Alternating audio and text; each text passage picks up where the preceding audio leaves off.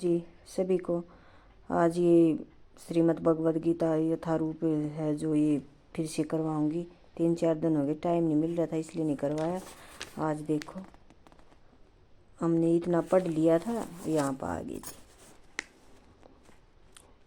देखो ये भूमिका पर आ गए। हाँ, अब यहाँ से स्टार्ट करेंगे। मैं घोर अज्ञान के अंधकार में उत्पन्न हुआ था और मेरे गुरु ने अपने ज्ञान रूपी प्रकाश से मेरी आंखें खोल दी। मैंने उन्हें सादर नमस्कार करता हूँ। श्री रूप गोस्वामी प्रभुपाद कब मुझे अपने चरण कमलों में शरण प्रदान करेंगे, जिन्होंने इस जगत में भगवान चैतन्य की इच्छा की पूर्ति के लिए प्रचार योजना मिशन की स्थापना की है। मैं अपने गुरु के चरण कमलों को तथा समस्त वैष्णवों के चरणों को नमस्कार करता हूँ। मैं शील रूप गोस्वामी तथा उनके अग्रज सनातन गोस्वामी एवं साथ ही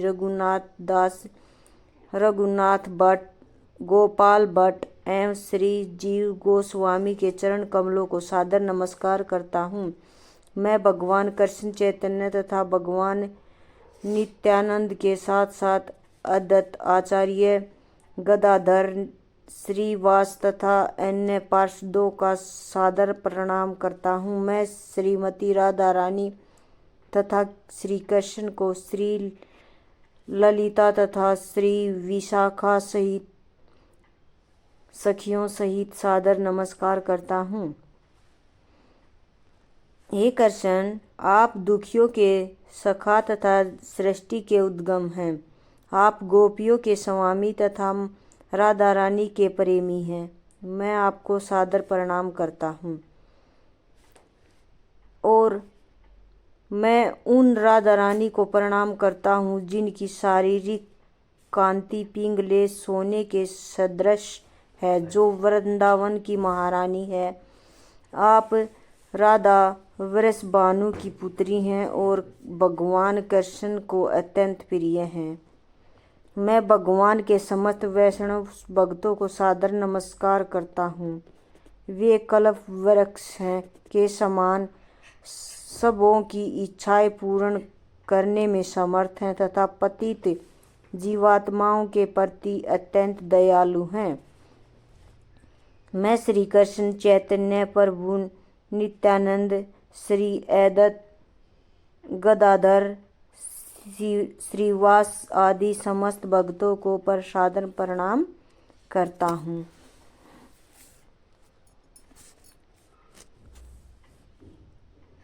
भगवद गीता को गीतोपनिषद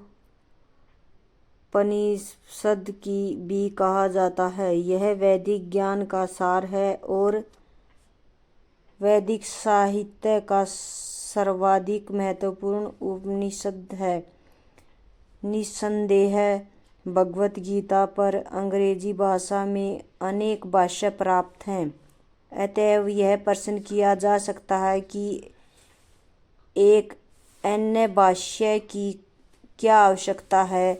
इस प्रस्तुत संस्करण का प्रयोजन इस प्रकार बताया जा सकता है। हाल में ही एक अमेरिकी महिला ने मुझसे भगवद गीता के एक अंग्रेजी अनुवाद की प्रस्तुति चाही। निसंदेह अमेरिका में भगवद गीता के अनेक अंग्रेजी संस्करण प्राप्त हैं, लेकिन जहाँ तक मैंने देखा है केवल अमेरिका की ही नहीं अपितु भारत में भी कठिनाई से कोई प्रामाणिक संस्करण मिलेगा, क्योंकि लगभग यह एक संस्करण में भाष्यकार ने भगवद गीता यथारूप के मर्म का स्पर्श किए बिना अपने मतों को व्यक्त किया है। भगवद गीता का मर्म भगवद गीता में ही व्यक्त है। यह इस प्रकार है, यदि हमें किसी औषधि विशेष का सेवन करना हो तो उस पर लिखे निर्देशों का पालन करना होता है। हम मनमाने ढंग से या मित्र की सलाह से औषधि नहीं ले सकते। इसका सेवन लिखे हुए निर्देशों के अनुसार या चिकित्सक के आदेशानुसार करना होता है।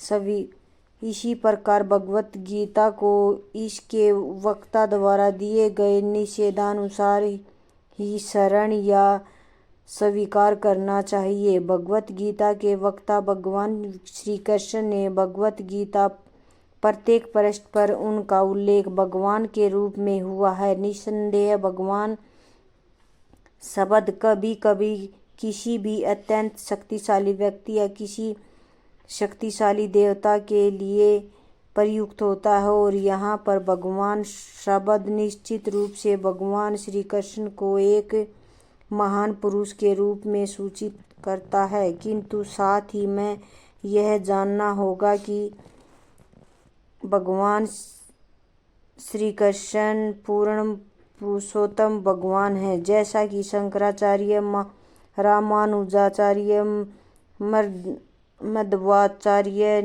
निम्बारक स्वामी, श्री चैतन्य महाप्रभु तथा भारत के वैदिक ज्ञान के अन्य विद्वान आचार्यों ने पुष्टि की है। भगवान ने भी स्वयं भगवत गीता में अपने को परम पुरुषोत्तम भगवान कहा है और ब्रह्मा संहिता में तथा अन्य पुराणों में विशेषतः श्रीमद् भागवतम में, जो भागवतम पुराण के नाम से विख्यात है, वे इसी पुरुष में स्वीकार किए गए हैं। अतएव भगवत गीता हमें भगवान ने जैसे बताई है वैसे ही स्वीकार करनी चाहिए। यहाँ पर भगवान अर्जुन को सूचित करते हैं कि भगवत गीता की यह योग पद्धति सर्वप्रथम सूर्यदेव को बताई गई। सूर्यदेव ने इसे मनु को बताया और मनु ने इसे इक्ष्वाकु को बताया। इस प्रकार गुरु परंपरा द्वारा यह योग पद्धति एक वक्ता से दूसरे वक्ता तक पहुँचती रही, लेकिन कालांतर में यह छिन्न भिन्न हो गई। फलस्वरूप भगवान को इसे फिर से बताना पड़ रहा है। इस बार अर्जुन को कुरुक्षेत्र के युद्ध स्थल में वे अर्जुन से कहते हैं कि मैं तुम्हें यह परम रहस्य इसलिए प्रदान कर रहा हूँ क्योंकि तुम अपने भगत तथा मित्र को। इसका तात्पर्य यह है कि भगवत गीता ऐसा ग्रंथ है जो विशेष रूप से भगवत भगत के लिए है, भगवत भगत के निमित्त है।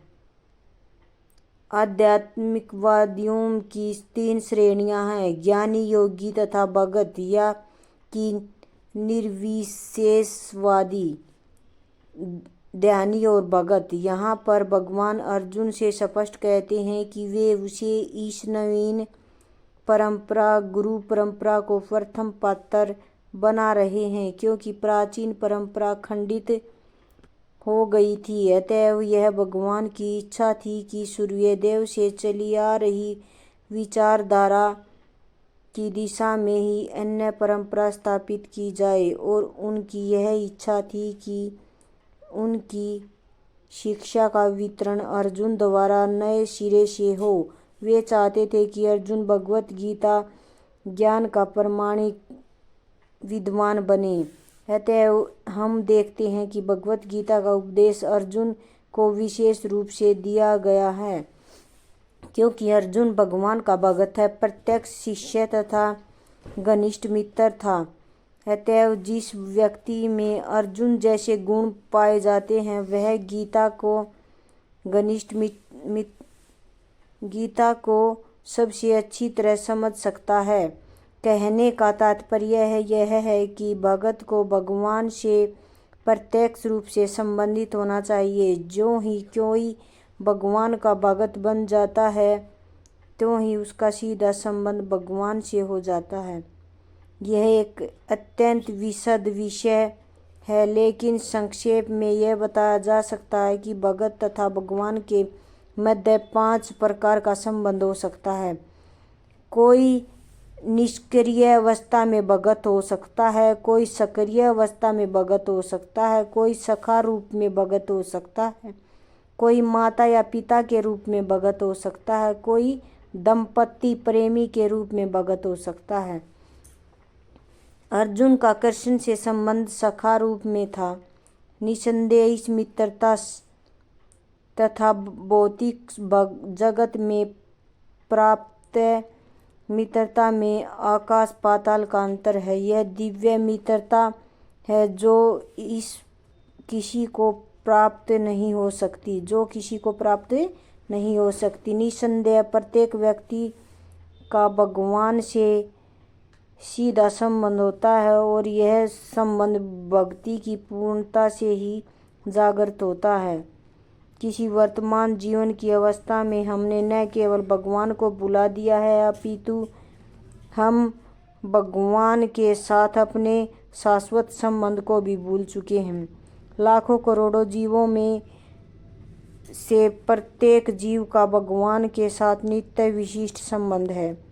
यह स्वरूप कहलाता है। भक्ति योग की प्रक्रिया द्वारा यह स्वरूप जागृत किया जा सकता है। यह अवस्था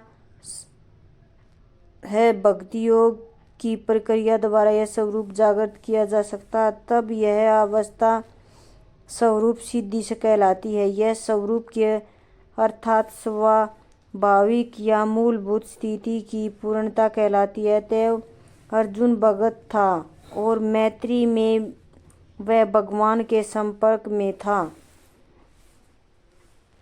इस वीडियो में इतना ही। कल फिर मिलेंगे नई वीडियो के साथ और आज के लिए इसमें यही तक है।